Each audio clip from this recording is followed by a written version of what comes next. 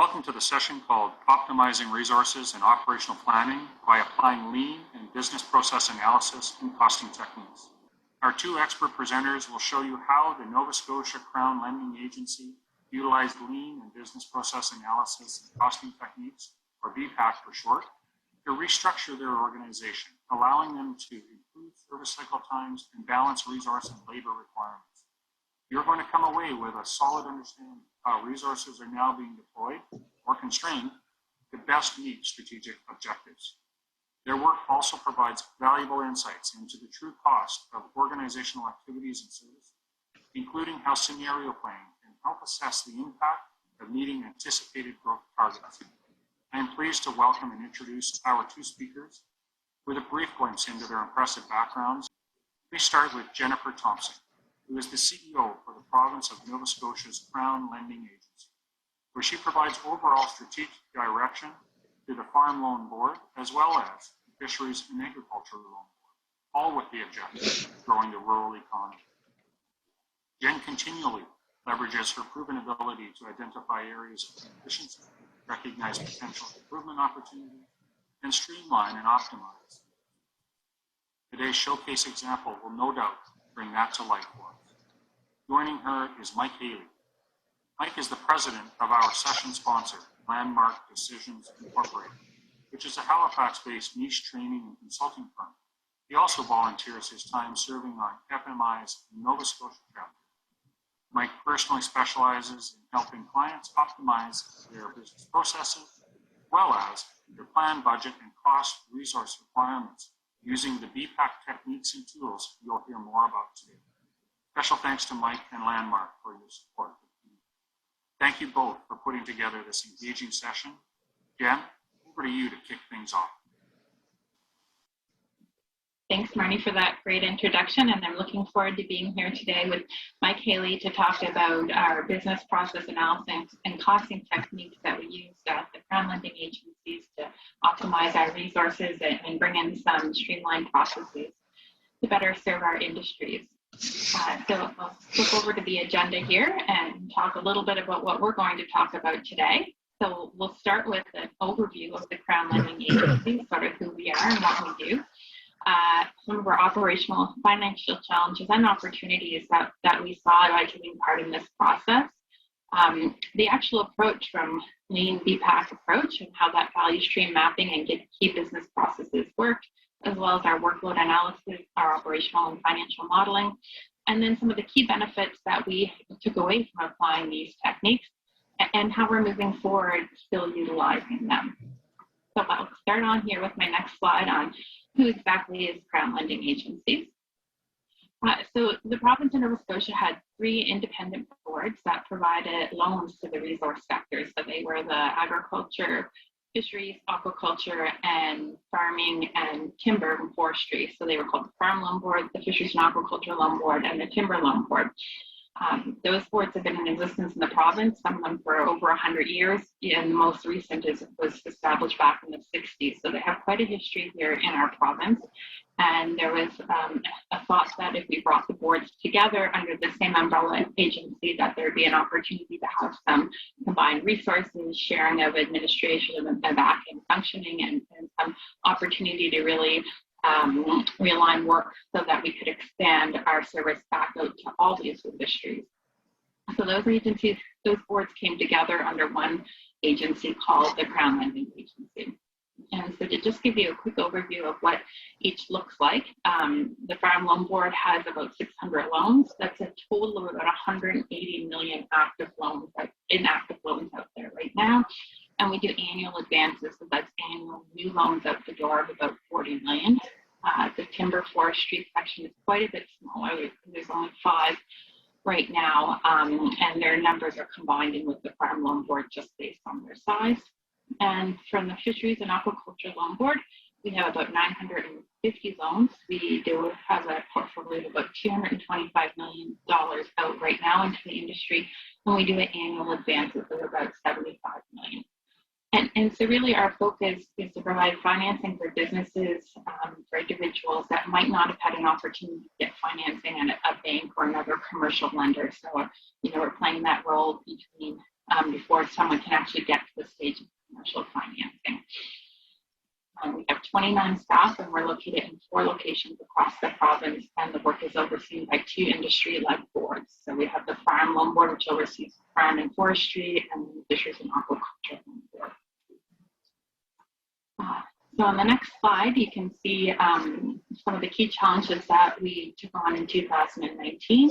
I started myself in 2018 as CEO, and really what we wanted to take a look at is we already had the staff together, co-located, and we wanted to move forward with consolidating and working together to make sure that we were taking the best practice in each board, but implementing it across the agency.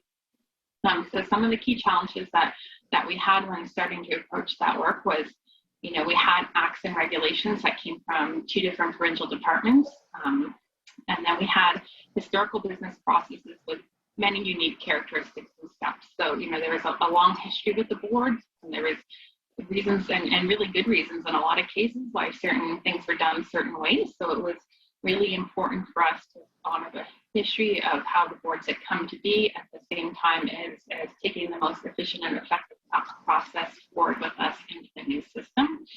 We did have an outdated loans administrative system, so we had a system that was quite manual and a bit tricky to use. So that was something that we wanted to look at as well. And we had labor capacity issues. And a lot of this labor capacity issues really resulted from an increase in the industries that we're serving. So, the increase in exports, the seafood industry had been substantially increasing over the years, and that results in a lot more loans with us. Same as the agriculture industries have been growing, and there have been new products and new types of farms coming to our province, and when that happens, we see great increase in work, as well as the forestry industry in Nova Scotia has been transitioning over the last little bit, and so that, of course, lets us have a role in playing with that industry. And so those are some of the challenges we were looking at in 2019 when we undertook this process. But as we move forward into 2020 and 21, we still have new challenges like everybody else, I'm sure. But part of what we wanted to chat about here today is talking about how we were able to use the tools and some of the scenarios that we built through the business costing to make sure that we're able to handle those new challenges as they came up. So, in 2021, we had our workplace challenges, pretty typical, I think, of what a lot of people had then. We hadn't anticipated going almost completely remotely, virtually, on very short notice. We had limited experience working remotely previous to this, and we had limited virtual tools. So those are all challenges that we had to come up with. We continued to keep our doors open throughout and be here and be available for clients. We also had some industry challenges. So, the industries we serve were obviously impacted by COVID as well, ranging from things like seafood exports not dropping off substantially, or farm workers not being able to get temporary foreign workers into the province, or when they were in, having isolation requirements and various requirements around public health orders. And so certainly the Farm, Fish and Aquaculture Loan Board's really where we do lending, we try to adapt to make sure that our clients have the tools they needed and the cash flow they needed to be able to respond to those challenges. And of course, the Timber Loan Board was added on. So when I first started working with Mike, we had the Timber Loan Board regulations, but they were old and a bit dated. And so when the industry changed substantially from our province in the last couple of years, we updated the Timber Loan Board regulations to match the other lending agency regulations, and then we were able to bring in new loan products under that.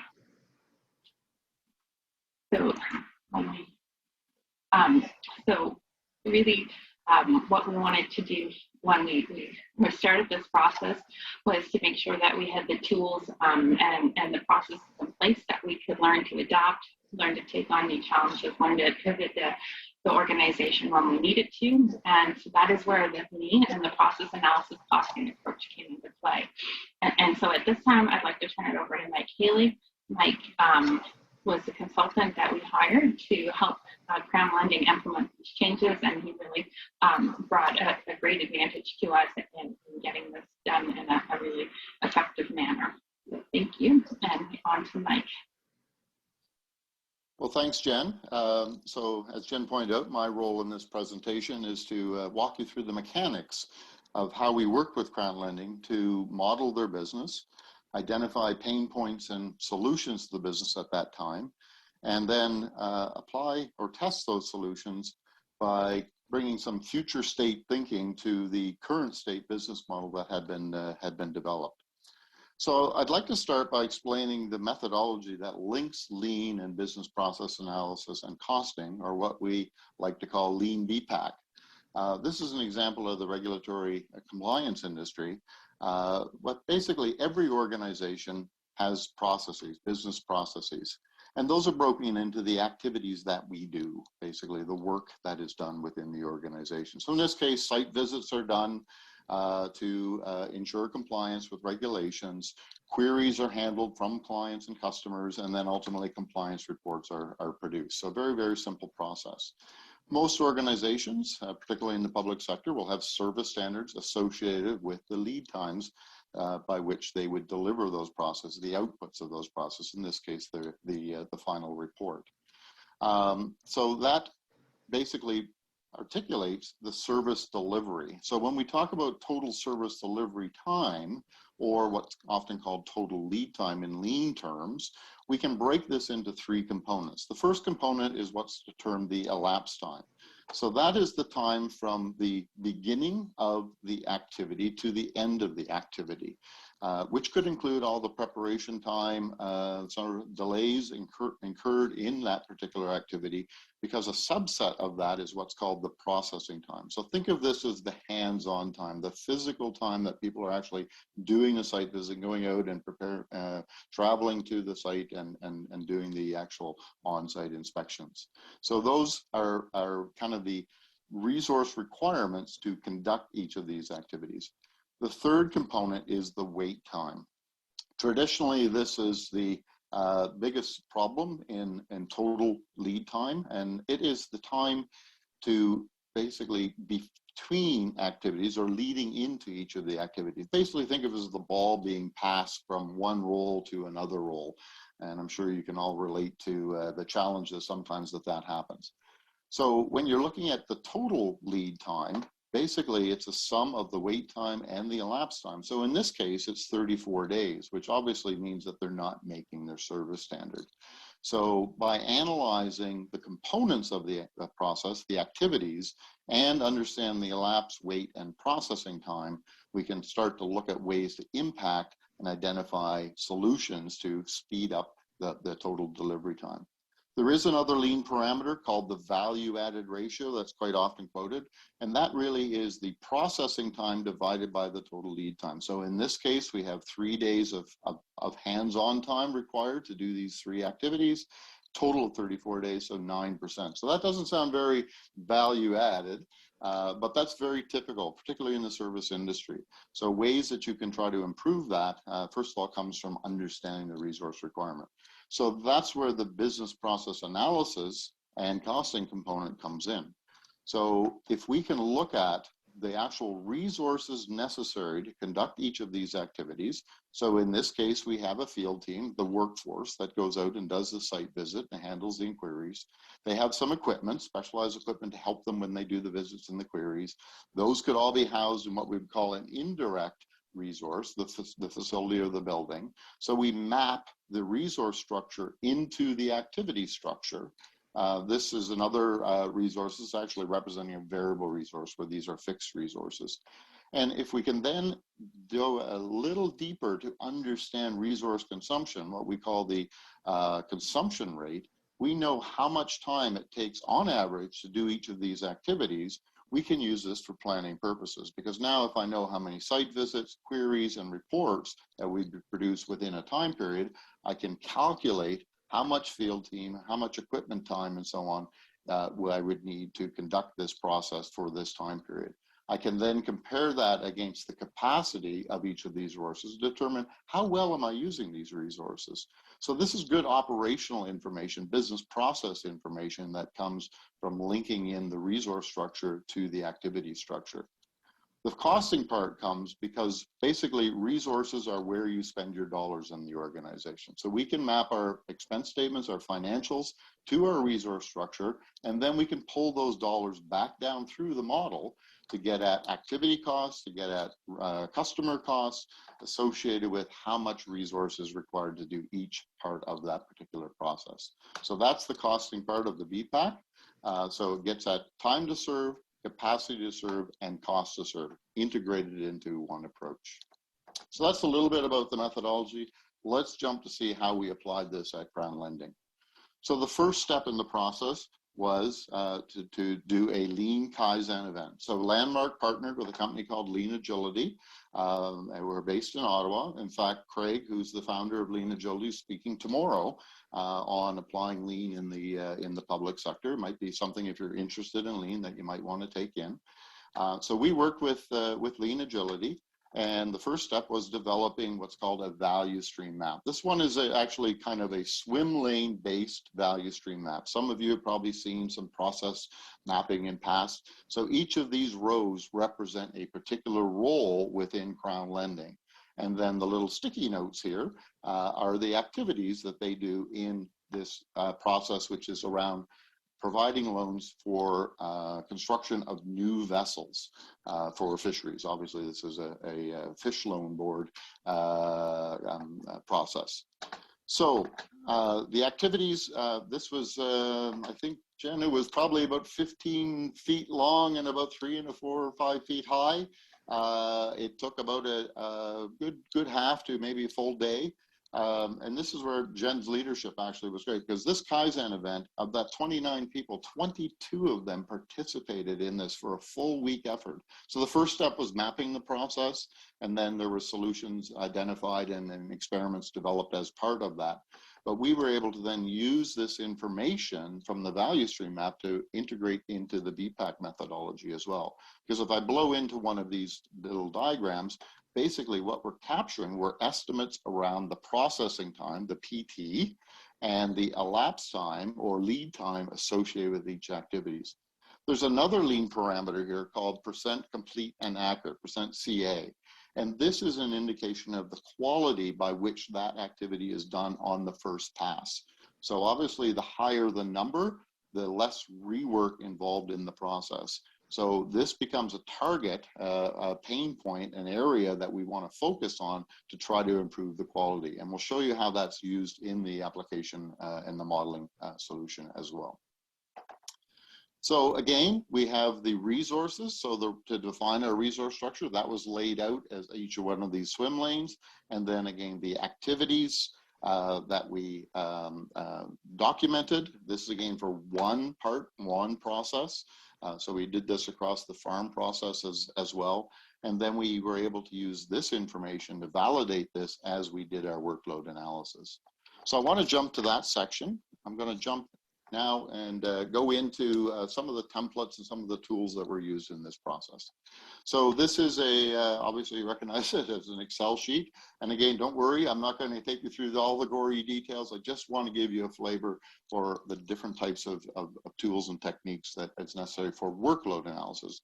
Because the lean analysis is great for identifying pain points and total lead time, complete and accurate.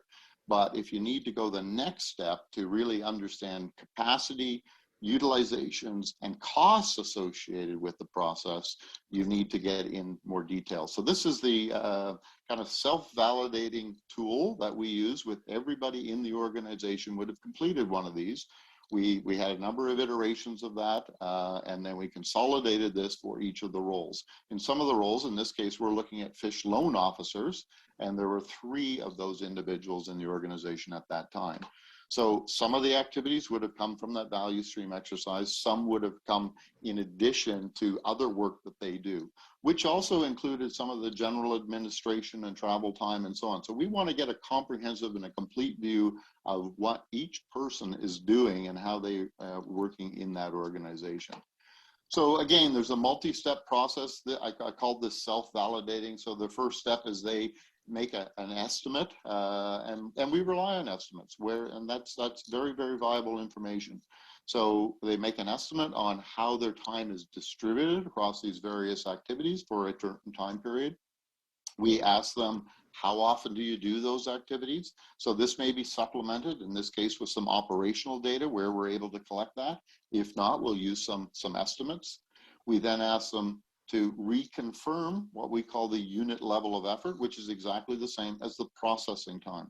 What was interesting about this work is it gave us a chance to go back to the value stream map and compare some of the early initial estimates and how that may have changed slightly based on when they looked at their full workload as opposed to working at a process in isolation.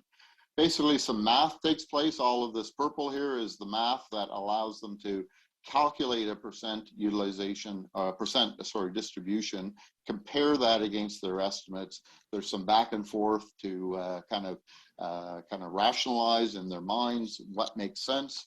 And those are basically tallied up down here, so they will actually come to 100% utilization and ultimately determine how many FTEs. In this case, we see that for the fish loan officers, they're pretty much working at full capacity, a little bit of overtime, 0.02 FTE required. And when we talk about capacity, we are actually talking about the practical capacity. So we're actually taking the number of days, we're netting out vacation, we're netting out sick and other leave, and then we're also taking out the non-productive time in the day, i.e. breaks and lunches and so on. So at Crown Lending, the kind of the standard that was used was about 1,450 hours per year. This model that I'm going to take you through is an annual model. We can make it shorter or longer, but this first effort was with an annual model. So that's a little bit about the workload applied across, I think there were 12 different roles and multiple people in each role, and we were able to consolidate that information.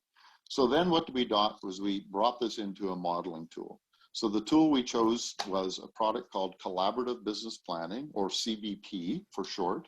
CBP is a module that sits on top of the QualiWare Enterprise Architecture platform. QualiWare is the Government of Canada's standard for enterprise architecture. It's in play in about 30 to 35 departments across the federal market. The product, CBP, is actually developed by a company in Ottawa. And we've been involved with that in providing some thought leadership around what we've been doing with BPAC to architect this solution. And again, I won't go through all the gory detail with you. I know there's a lot of material showing on the screen here, but just to give you a flavor of how this model is put together. So here's Jen at the top, the CEO, and then these direct lines that connect into her management team. So the credit manager, the risk manager, the finance manager, each of those managers oversees different roles. So in the case of the credit manager, they have 2 loan managers, one for fish and one for farm, who oversee the loan officers. So you can actually see the kind of connectivity of who's in the chain of command, shall we say. There's that capacity figure that we mentioned before, the 1450. So that's actually used in determining the capacity of each resource. And then based on the flow that's coming from below, I'll show you the activities here shortly, we can actually calculate a utilization.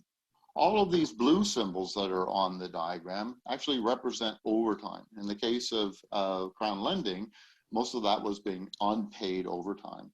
So Jen and her management team knew that that was an issue, the staffing issues, the pressures that were being placed on the staff. So we wanted to capture that, and we wanted to work towards a solution that minimized overtime. Yes, there's going to be overtime at certain parts of the year and things like that, but it has to be at a manageable level, get a good life-work balance. So that's what the management team was focused on. So we wanted to model that as well. If you go down, you see a lot of these little purple circles. We call these object connectors because, as you can imagine in business process mapping, to put this all and have every line connecting would be a bit of a mess and make it hard to follow. Remember, business process map should be a communication tool, should be an ability to get everybody on the same page, understand the business process, and then collect the relevant data for that.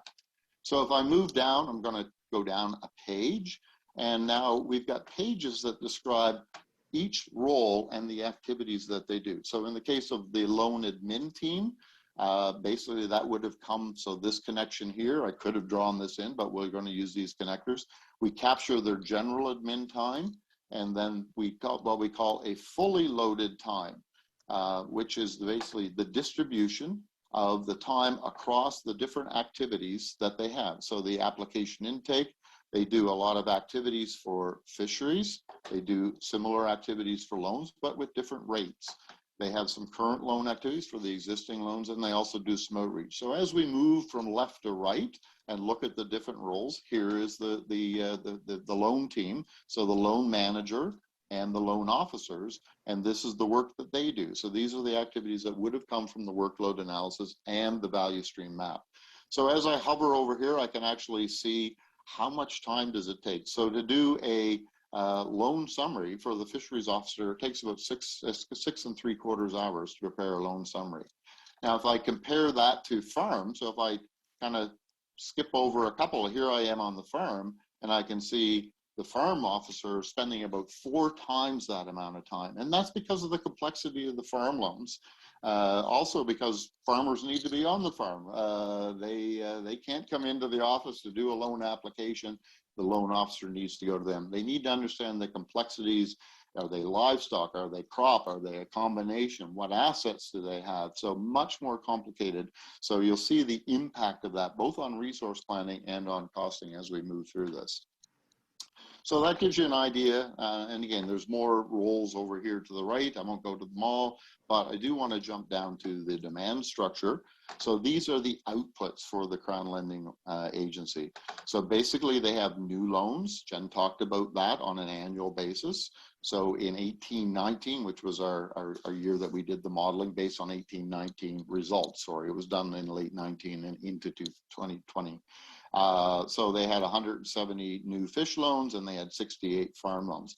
They knew that that number was quite low in comparison to historical numbers. And that was another area that they wanted to see, could they optimize? Could they get back to the volume of farm loans that they used to have? To do that, they needed to do some outreach. So there were outreach activities that various roles played. So we captured that. And of course, they have to maintain the business, so the existing loans. So we're capturing that here. But if you look at now, this shows all of the activities that are coming in. So these object connectors would link up to that activity layer I just showed you. But now we can do some comparison. So if we look at the application processing for fish, I see that basically 170 and about $1,000 to do a application for fish, just to get the application processing stage of the work. Whereas for farm, it's $2,300, more than twice the amount. And that's because of that extra time required by the loan officer to do that. So you can do all this analysis. Basically, there's a lot. Again, it's not, purpose here is not to show you too much on the software, but there's lots of functionality that CBP offers to allow you to investigate and really understand the business process, the resources. This shows me what's coming into that activity. So that 175,000, I see my component costs that are coming in. I see where it's going to. I can get an account listing. So this will track all of the dollars that actually flow down through from the resources through the activities to each of the summaries and ultimately to the outputs. And I can actually see this on a resource basis. So if I'm interested in saying, well, show me how much time the credit manager spends on application processing, well, not much. But if I looked at that in terms of the actual final product, and went to the outflow and looked at the credit manager, a fair amount of time, because their role is more on the review and approvals and more later in the process. So about 47% of the credit manager's time is spent on dealing with new loans and fisheries. So one of the key things that the model allows us to do is scenario planning. Jen mentioned this. So if we were looking at what would be involved in moving from 68 to 100 loans, I can actually change this value and I can run this as a scenario. So as soon as I say, okay, you see all of my numbers disappear because the model tells me, hey, you've got to rerun the model. I've got to recalculate that model. So I hit the calculate button. The model comes up and it says, oh, capacity exceeded. So something has happened in the model to say that the flow, which is calculated from the bottom up, doesn't have enough resource to meet that requirement. So if I slide back up to the top, I see there's actually a lot of red. So not only is the farm loan team over capacity, but the spin-on work that goes to the credit manager, the risk manager, the finance team, the loan admin, the front-end team, a lot of broken constraints here that need to be resolved. So that's where the lean experiments came in, where optimization work was done to reduce lead time, to reduce processing time for a variety of interactive experiments that were run. And then basically, we were able to develop a model. What was interesting is just the lean experiments, the initial lean experiments in their own were not enough to kind of complete the story. So I'll remember the day that we got together in the boardroom with Jen and her team, and we said, what else could we do? And they came back and they said, well, we've been considering the fact that we don't have loan managers at the present time. Maybe we don't need that position. And maybe we could actually change the workload for the loan admin team by hiring an intake clerk to handle this. So we sat there, and I think it was, Jen, you can correct me if I'm wrong, but it was about an hour and a half or 2 hours working interactively with the model up on the screen, making changes. Hey, we could bring a new credit manager in. If we had that, maybe we could take some of the load off the risk manager. People were saying, hey, my team can do that. Well, let's better balance the workload. So literally within 2 hours, we were able to come up with a new staffing model that incorporated our lean objectives and allowed us to basically project that we would be able to, or they would be able to indeed handle the 100 loans in that operation. So one of the cool things too is CBP, we could actually track those changes. You see all the red here, which kind of indicate, you know, here's the new intake clerk, here's where they touch the process, here are some of the process changes that were done and so on. So that provided that flexibility. So these models then can be used for testing all these different solutions and so on. And that's what actually I'll let Jen talk to kind of where they picked up off after that. So one of the other interesting things is obviously, you know, these types of models are not for the faint of heart. There is some learning and understanding. Obviously, the people in the process understand them, but certainly from a management point of view. So looking at dashboards and bringing information in on those dashboards. So all of the information from CBP can be exported, and then you can apply business analytics. In this case, we're using Power BI, Microsoft Power BI. Because it was important to understand the workload distribution around different components, different activities, and so on. So if I go to the demand analysis and I look at, you know, here's my total cost, 2.45 million. I've got all my financials as we see in the model, but now I can start seeing how work is distributed based on the different outputs of the organization. So if I look at a fish loan, I can actually see that basically the loan admin team spends about 42% of the total time comes from the loan admin team. This is in hours, whereas in the loan officers are spending about 20% of the total time from that group. If I compare that to the firm, and I look at this, so basically the loan officers for firms spend a lot more time, because again, they're spending all that time out on the firm. Remember that 24 hours. So we're able to reflect that on a holistic basis and actually then see the costs of that. Same thing with activity analysis. If I wanted to drill in and look at things like application processing. So here's my base. I can run these different scenarios. Again, we won't have time today to get into all this, but just show you the fish. And then if I want to say, oh, it's application processing, here's the component, here's the cost for that piece of the puzzle. If I want to look at board reviews, I know that's an area, an opportunity area that the management team has talked about. Here's my total cost for board reviews. So I can actually start to segment without necessarily having to be an expert at CBP. The CBP is, think of it as the engine that's driving that information. So, okay, so that's a little bit about how kind of management might consume that information. I do want to add one quick thing before I turn it back to Jen, and it really was a result of the work that we did with Crown Lending. We actually started working with the CBP development team to say, hey, how could we better integrate these solutions? So in the current release of the product, basically value stream mapping is an added component to CBP. So this is, again, zoomed way out, but it'll show you those swim lanes, very similar to that diagram that we had back here. So we can actually fully articulate that now in the application. And if I zoom in here, and let's just kind of go into this area right here, I can see my processing time, my percent and complete and accurate. what I can now do is I can use these metrics, these efficiency indicators essentially, and I can bring those in to the model itself.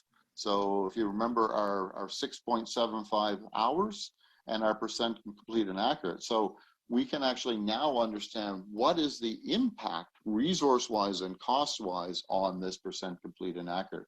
Because right now they were at, or at that time, they were at 90%. What would happen if it dropped for whatever reason? If something was a problem and I went down to 80%, what would the impact of that be? I don't want it to go that way, but if it happened and I recalculate that model, I see that I've got a problem. So the rework necessary to prepare those loan summaries would put me in an overcapacity situation again. And to no one's surprise, that would probably be obviously in this case with the fisheries loans officer. So if I navigate back up to that part of the model, sure enough, I need some more loan time. I would have to work more overtime, which is not the direction they wanted to go. Anyways, that's a little summary. I'm going to turn the stage back to Jen now to summarize how they use this information and how they're carrying this forward. So thanks, Mike. That was a great summary of the workload analysis that we had done and some of the tools that we were able to get out of this process to make sure that we have the right information to go ahead and start doing some changes to the organization. So really, with that operational modeling and costing, we were able to get this visual map, and that we were able to understand the cost flows. And although cost is important to us for sure, a lot of it for us too was about getting the right resources in the right places. We had done the comparative analysis of the different types of work streams and working towards getting to a unified processes by seeing which process might actually work the best. And we did identification of big hitter costs, from time and from costs themselves as well. And then an explanation and targets to have optimization. So I do think it is important here to say that, this analysis really worked with our business processes as well. There were pieces of it that you could look at and say, the intake form of the application process, that takes the most time, and that is something that, would have the big hit if we could get rid of that or lower it. But the reality of what we do and what we're trying to do is that we are bringing in applicants who perhaps have never had a loan before, who have never done financing before, who don't have a real solid business plan built yet. And that is part of the work that our loan officers are doing to make sure that that business can succeed. So, for us, we weren't sure that we wanted to get the application time down. We didn't think that we had 100% complete and accurate. So we're able to use this modeling to say, we still want to provide this service. Are we providing it in the right place? And that was part of the reason that we implemented having an intake clerk come in, so that we were able to get some of the front end work done, be clearer, increase our communications, and hopefully end up with more complete and accurate applications. But that was done from our staff's perspective and not pushing the burden out to the applicant, which was something we didn't want to do. The other thing we came away with here were, the business process mapping piece, told us where there were places where we could improve. The idea is, how do we improve them? So we took on this tool of doing lean experiments. So we had project teams that we could put together quite quickly, test an experiment, and see if it worked, and if it didn't, roll it back.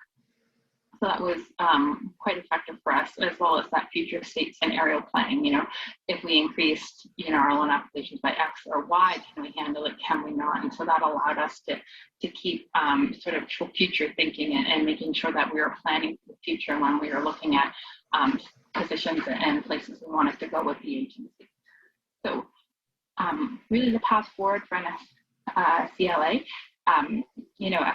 it has been a great tool for us. It's been a great experience. I do think it's key to share that, there really is a requirement for dedicated time and resources. Mike gave the numbers of how much staff time we dedicated into the beginning, and we dedicated a ton of it in the beginning on people who already were working overtime and already didn't have, we really wanted that information from all the staff. So it was, a big decision to make. And I think you have to keep that in mind, as well as keep in mind that, you have to keep working on it. Like, you have to keep this information up and current. And if you're not going to do that, then you're really not going to get the full benefit of what you dedicated to in the beginning, which would be unfortunate. As it's been a few years now, and no one's doing the exact same process that we did when we rolled this out.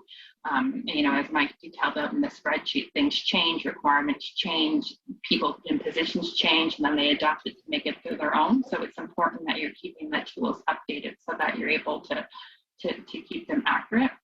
It did have an unintentional benefit with the employee engagement. I was personally a little worried that I felt, having people think you're analyzing every minute of their time was going to be disengaging.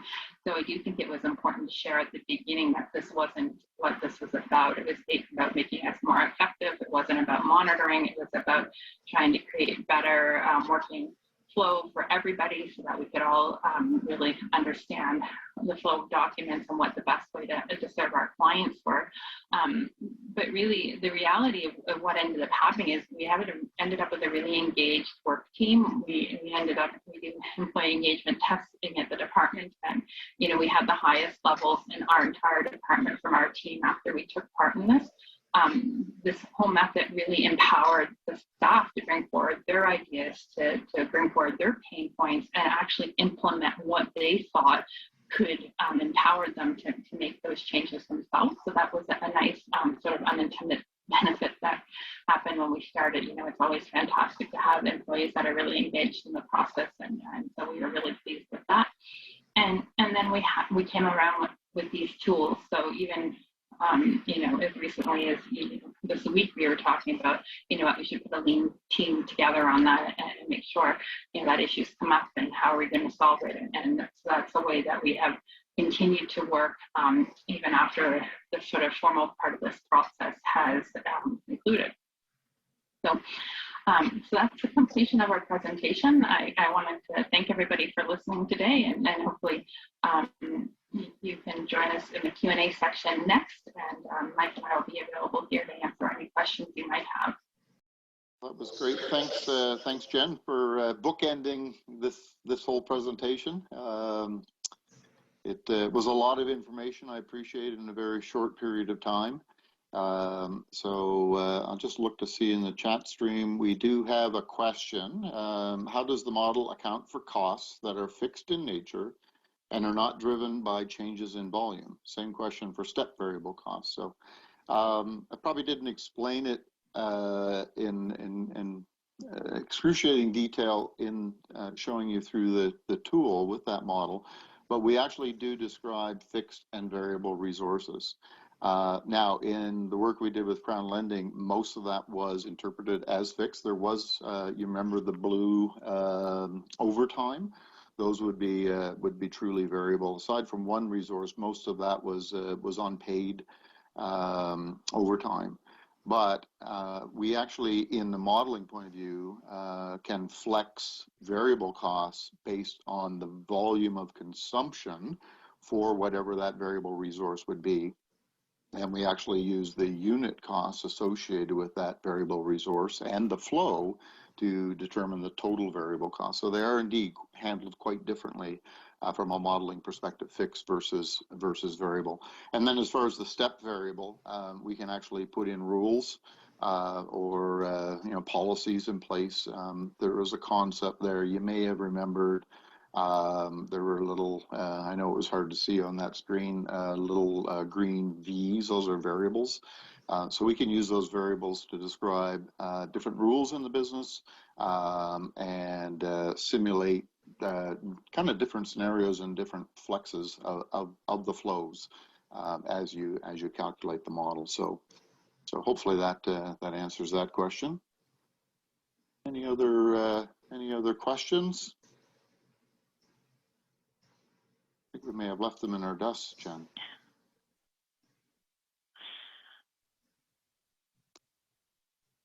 Jen, did you have anything further you'd like to add to it? No, I think we've covered things off well here. I thought there's a couple of pieces you might wanted to bring up. Yeah, there was, I guess, one was the clarity around that percent complete and accurate. And you may remember we talked about that and the impact of that and ultimately improving that, because that takes time away from a resource to do it again. So we're actually doing some work right now with Veterans Affairs in their disability pension processing area. And one of the interesting things that we've done, we find, and I'm sure if anybody follows the front page of the Globe, they make it there on an annual basis because of the long delays, the lead time challenges that they have in servicing veterans. And one of the challenges is there's a lot of missing information that comes in with forms and applications and so on. So there's all these delays that take place. So put yourself in a disability benefit processing role. You have to basically stop. You have to request additional information. Some of that could be from D&D, some of that could be from medical professionals or whatever. And then you have to wait for that to come in. And then you have to re-engage in that application again and things like that. So this percent complete and accurate, we're actually now, you may remember that Excel template, what we've done with VAC is to include the time for the second and subsequent engagements with any particular activity. So that's actually giving us a much broader perspective, and also the ability now to cost that out. What is the cost of rework?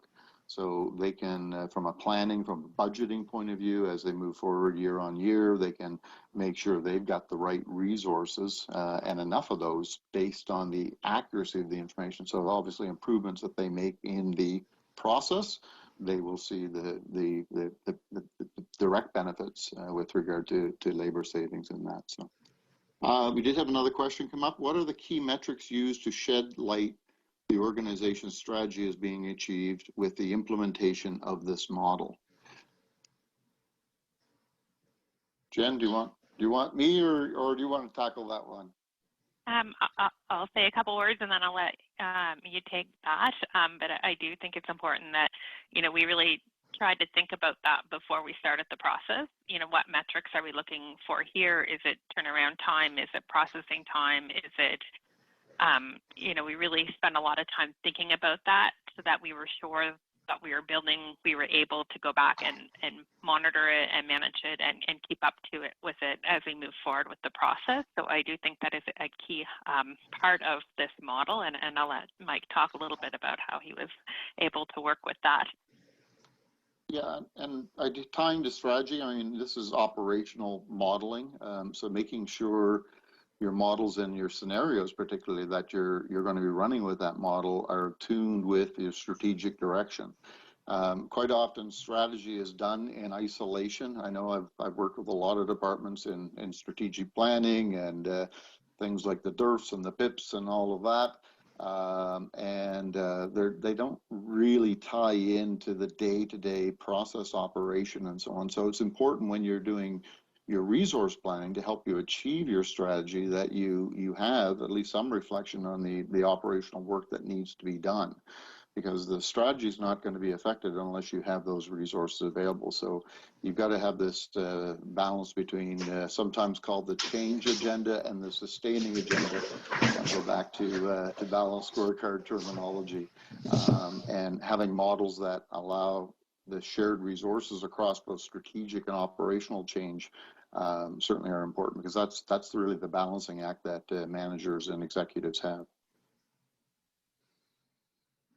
Okay, quick check on the chat screen. Oh, we have one more. Let's see here. Can the model be used to reflect the impact of operations following a change to resources such as reduction FTE? Absolutely. In fact, it'd be nice if everybody had models like this, so they could anticipate what would happen. I don't know, Jen, you might probably want to talk, because you had some staffing changes that, together with your process improvements, actually took you to a better place with I think doing more with less, or certainly doing more with an equivalent amount.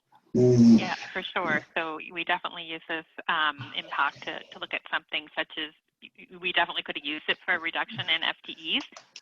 We didn't in our case, but we certainly used it when it was very flexible to be able to add in an FTE in a certain place as well and see if that helped reduce processing times.